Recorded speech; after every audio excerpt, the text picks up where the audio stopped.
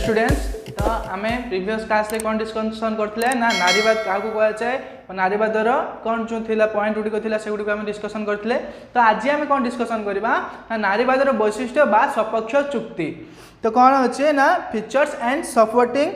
Argument of feminism तो सहीटा विषय आज आम डिस्कसन करवा तो फास्ट आम पॉइंट जाना कौन ना नारीवाद क्या कहुए से विषय फास्ट बेसिकली जाना तापर कौन करवा ना नारीवादर जो वैशिष्ट्य अच्छी से गुड़िक डिस्कसन करवा तो फास्ट कौन अच्छी ना नारीवाद कहले नारी व सेमानकर स्वाधीनता व स्वतंत्रता को बुझाए तो बेसिकली कौन ना नारीवाद कहले कौन बुझाए ना नारी मानकर स्वाधीनता आउ कौन ना स्वतंत्रता मोस्ट इंपोर्टेंट एग्जाम क्वेश्चन पकई दिए कौन शॉर्ट क्वेश्चन ना नारीवाद कहले नारी मानकर डैश और डैश को बुझाई दे तो नारीवाद कहले नारी मानकर स्वाधीनता व स्वतंत्रता को बुझाए तापर नेक्स्ट पॉइंट कौन अच्छी ना नारीवाद हेउछि एपरि एक आंदोलन जो कौन हुए ना नारी माने एकत्रित हुई नारी माने कौन करती ना गोष्ठी बा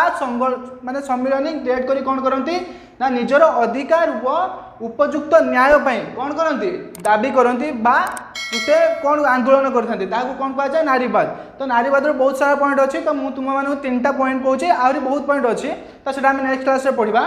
तो थर्ड पॉइंट कौन अच्छी ना यही आंदोलन मुख्य उद्देश्य है कौन ना नारी मानक अग्राधिकार दबा तो नारी मानक जो पुरुष समाज हो बा तुमर जो समाज हो कौन हो ना सब बेले कौन हो गोटे आगू जावाई जो नारी मानकर प्रचेषा बा प्रयास अच्छे से कौन कर समाज कौन कर विरोध कर तो सहीटा को किपरि भाव में अग्राधिकार कर से विषय कौन कर ना नारी आंदोलन मुख्य भूमिका बा मुख्य पदक्षेप ग्रहण कर तो नेक्स्ट तुम ये 3टा पॉइंट कहली कौन ना नारी आंदोलन वैशिष्ट्यर जो 3टा पॉइंट अच्छे से कहली तापर आम जाना कि नारी आंदोलन जो वैशिष्ट्य गुड़िक थी मोस्ट इंपोर्टेंट जो 5टा वैशिष्ट्य अच्छी 5टा पॉइंट अच्छी से गुड़िक कौन कौन 7.5 मार्किया क्वेश्चन भलसे देख फास्ट देख तापर कौन करवा ना आउ थे देखिए नोट कर नब तो नारीवादर वैशिष्ट्य गुड़िक है कौन ना फास्ट अच्छी कौन ना मौलिक समानता फंडामेंटाल इक्वालिटी तो समाज में कौन हो मौलिक समानता बेसिकली कौन निहाती आवश्यक जमी नारी पुरुष मानक कौन ना स्वतंत्र समान अधिकार प्रदान करा समाज रे सही मात्रा रे कौन होची ना नारी मानक ताठारु बहु कम मात्रा रे कौन होची ना समानता मिलुची जमती कि गोटे परिवार रे कौन होची ना पुरुष मानक बा समाज रे पुरुष मानक जति कि अधिकार स्वतंत्रता दिया जाउची से शिक्षा क्षेत्र रे हो किंबा अर्थनीति क्षेत्र रे हो किंबा सामाजिक क्षेत्र रे सही मात्रा रे कौन होची ना नारी मानक सही तुलन में कौन हो संख्याधिक संख्या लघु मात्रा रे कौन हो ना तांको स्वाधीनता व समानता दि जाउछि जमती कौन से गोटे कार्य कला बेले पुरुषर जी सब माने पुरुष मानक जी मताधिकार नि नारी मानक कौन करा से कम कारण समस्ते भावुं माने एबे समाज कौन चलछि ना पुरुष माने नारी मानक ठारू कौन ना अग्राधिकार पदवी अच्छा किंतु एटा कौन ना भूल समाज रे कौन ना नारी और पुरुषंकर कौन ना समान अधिकार सहित समान मौलिक समानता मध्य निहाती आवश्यक तापर नेक्स्ट कौन पॉइंट अच्छी लिंग सेकेंड पॉइंट कौन अच्छी तुम्हारा ना लिंगगत योग्यतार मापकाठी नुहे तो समाज कौन देखा ना जो लिंगगत योग्यता मेल एंड फीमेल जो तुम्हारा अच्छी जेंडर वाइज देखा सहीटा कौन हो ना समाज माने विशेष भाव में कौन हो ना पुरुष मानक कौन दिया ना अग्राधिकार दिया बेले नारी मानक कौन दिया ना से माने से जो अधिकार गुड़िक कौन हो सामान भाव में दिया जमती गोटे परिवार बा गोटे समाज कौन हो ना जब पुरुष मानक कौन कराऊँ जिते परिवार कौन गोटे प्रस्ताव बा कौन गोटे समस्या सृष्टि हुए से कौन हुए ना पुरुष मानकर प्रायतः मतामत गुड़िक नि जाए नारी मानकर कौन करा जाए ना सही मतामत गुड़िक ग्रहण करा जाए न था तो सहीटा कौन कहूँ ना नारी माने मध्य कौन हो ना पुरुष मानक सहित समकक्ष बा तांकर जो अच्छी भावनार शक्ति पुरुष मानक सहित सामान किंतु कौन करुच्ची ना ये जो समाज अच्छी से कौन करुच्ची ना नारी मानक ठीक भाव में कौन करुच्ची ना तार जो व्यक्तित्व पाइबा कथा बा तार जो समान अधिकार व स्वतंत्रता पाइबा कथा से ठीक भाव में कौन करुच्ची ना दि जाई पारु नाही कहीं ना विकृत मानसिकता व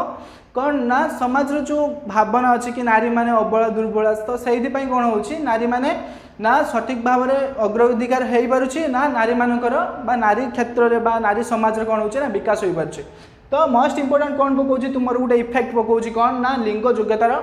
लिंग योग्यता माने जेकोसी ऑफिस हो बा जेकोसी कार्यक्षेत्र हो कौन हो ना आगुरी कौन होता ना नारी मानक कौन से सुजोग दि जाऊ ना कहीं ना नारी माने कौन होते ना शिक्षित नथिले तो सेते कौन होता ना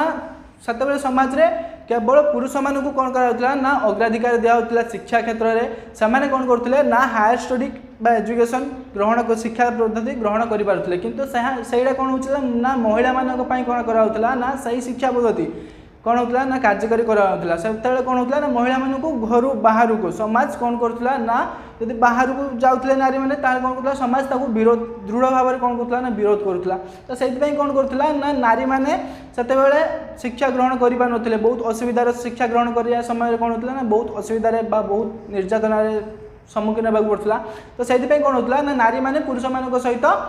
कौन होते सामान हो पार ना तो मैंने सही समस्या गुड़ी को समाधान निमंते कौन है ना नारी आंदोलन क्रिएट है तापर कौन है ना धीरे धीरे कौन है ना नारी मानकर जो आंदोलन फल कौन है ना नारी मानक शिक्षा क्षेत्र में अर्थनैतिक क्षेत्र में बा तुम सामाजिक क्षेत्र में कौन है ना अग्राधिकार देवा सहित गोटे नूतन शिक्षादान पद्धति शिक्षादान प्रणाली जोगाई प्रस्ताव आगत कराइला तापर थर्ड कौन अच्छी ना पितृ प्राधान्य समाज विरोध तो third point most important point कौन ना पितृ प्राधान्य समाज विरोध तो जमती कहली कि समाज हो कि तुम परिवार हो कौन हुए ना पितृ उपर कौन हुए ना जो पिता माता था पिता था तुम जजेबा था कौन हुए ना बेसिकाली घर ऑनली डिपेंडेंट थाए तो से कौन हुए ना तांकर शासन चले घरे कहार शासन चले ना बापांकर चलती ना मो जेजेबाबांकर तो सेमती कौन हुए ना नारी मानक कौन से गोटे कार्य कौन से गोटे क्षेत्र में कौन हुए ना से कौन करती ना माने कौन से गोटे क्षेत्र कार्य इम्पोर्टान्स कौन इम्पोर्टान्स दि जाए ना कौन से कर्म क्षेत्र में कार्य क्षेत्र में कौन से मतामत नि जाए ना तो सहीटा कौन कौन ना समाज रे हो परिवार हो कौन ना पितृ समाज पितृ प्राधान्य समाज सहीटा को विरोध सहीटा को कौन करवा माने सुधार आने तो कौन करते ना नारी माने कौन करते नारी आंदोलन क्रिएट होता जहाँकि बहुल मात्रा कौन करते ना पुरुष मैंने कौन करते ना नारी मानक सपोर्ट करते नारी मानक कौन करते ना आगू जावाई कौन करते ना प्रोत्साहन जोगाई देते कौन अच्छे तुम 4 नंबर पॉइंट कौन अच्छे ना अर्थनैतिक स्वाधीनता तो मोस्ट इंपोर्टेंट हूँ कौन ना अर्थनैतिक स्वाधीनता जहाँकि गोटे नारीर दुर्बलतार कारण केमती ना तुम जिते नारी विवाहित पूर्व कौन होता है ना सी पितामाता अर्थरे कौन होता है ना माने पितामाता ऊपर डिपेंडेंट थाए माने इकोनॉमिक्स क्षेत्र में तापर कौन हुए जिते तार बह सरी जाए तो से कौन हुए ना सी तार स्वामी बा हजबैंड ऊपर कौन हुए ना फुल्ली डिपेंडेंट होता है कई क्षेत्र में अर्थनैतिक क्षेत्र में तापर जिते नारी गोटे बार्धक्य अवस्था को आसी थाए से कौन हुए ना सी तार शिशु संतान ऊपर कौन हुए ना डिपेंडेंट होता है तो जिते नारी तार अर्थनैतिक क्षेत्र में स्वाधीनता हो पारना अर्थनैतिक स्वाधीनता जो फुल्ली मिल पारना ताले कौन होची ना से कौन होची पूरा मानसिक क्षेत्र में हो शारीरिक क्षेत्र में कौन होची ना दुर्बलता अनुभव करुवा बेले सहीटा को रोकवाई कौन है ना नारी शिक्षा तुम जो प्रीवियस क्लास में पढ़े वीडियो क्लास गोटे करी कि नारी शिक्षा फल कौन होची ना से कौन हम पद निजुक्तिर अधिकार मिलवा सहित कौन हम ना उच्च शिक्षित होबार सुजोग मिल फल कौन हम जहाँफल से कौन से गोटे क्षेत्र में जॉब क्षेत्र में माने गवर्नमेंट क्षेत्र में हो प्राइवेट सेक्टर हो कौन करेंगे ना जॉब करी कौन करेंगे ना निजर अर्थनैतिक गुजराण मेटाई पारे तो सहीटा कौन ना अर्थनैतिक स्वतंत्रता स्वाधीनता कौन ना नारी नारी आंदोलन मुख्य वैशिष्ट्य भूमिका थिला एटा मन रखिथो तुम 3 मार्किया कि 2 मार्किया पड़ो कौन ना अर्थनैतिक स्वाधीनता नारीवाद अर्थनैतिक स्वाधीनता कौन वो क्या कह जाए तापर 5 पॉइंट तुम कौन अच्छी ना नारी क्रीडनक वन्यद्रव्य नुहे तो मोस्ट इंपोर्टेंट कौन ना नारी क्रीडनक वन्यद्रव्य नुहे तो समाज पुरुष समाज एवं कौन पुरुष समाज हो समाज कौन भाई ना नारी मैंने होती गोटे क्रीडनक वन्यद्रव्य से कौन कर पुरुष हिसाब से जमती कौन ना तांकर सुविधा सुजोग हिसाब से कौन कर तो यूज कर कहीं ना नारी मानक समाज रे कौन करा ना दुर्बल अबला बोली कहुवर पुरुष मैंने कौन कर अत्याचार कर तो सहीटा को रोकवाई कौन करा ना केतक नारी मैंने एक संगठन गोष्ठी क्रिएट कले जहाँफल कौन है ना नारी मैंने एकत्रित हुई पुरुष मान विरुद्ध में जो दुर्नीति काम कराला तो सही विरुद्ध में कौन है ना गोटे स्वर उत्तोलन करे से स्वर उत्तोलन मध्यम कौन है ना समाज सचेतन हवा सहित पुरुष समाज कौन है ना धीरे धीरे सचेतन है तो से जो नारी मैंने जो क्रिएट कले दल गठित कले जो आंदोलन कले ए नारी मानकर बहुत भूमिका रही जो मैंने कि माने बहुत किसी करमती तुम नारी मैंने बहुत जमी समाज पुरुष समाज बा समाज कौन भावुँ ना नारी मैंने कौन से कार्य करपारती ना सब कौन ना पक्ष स्थान में अधिकार करती किंतु पुरुष समाज माने को माने पुरुष समाज को मध्य कौन कराउछि ना नारी माने बहुत अग्रसर बा अग्रगति कर सारी जमी तुम कल्पना चावला हूँ कि मदर टेरेसा इंदिरा गांधी जो एम व्यक्तित्व लता मंगेशकर जो नारी मानकर व्यक्तित्व बा प्राधान्यत्व अच्छी से कौन कर पुरुष समाज ठारू कौन अच्छा ना बहुत ऊर्ध्वगामी हो पारी से क्यों जाए ना नारी नारी क्रीडनक बा पण्यद्रव्य नुहे। तो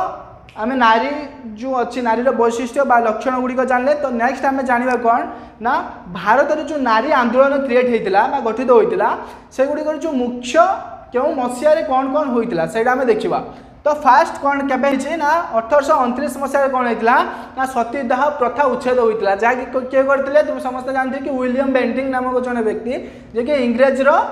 शासक बा सरकार थिले से कौन करते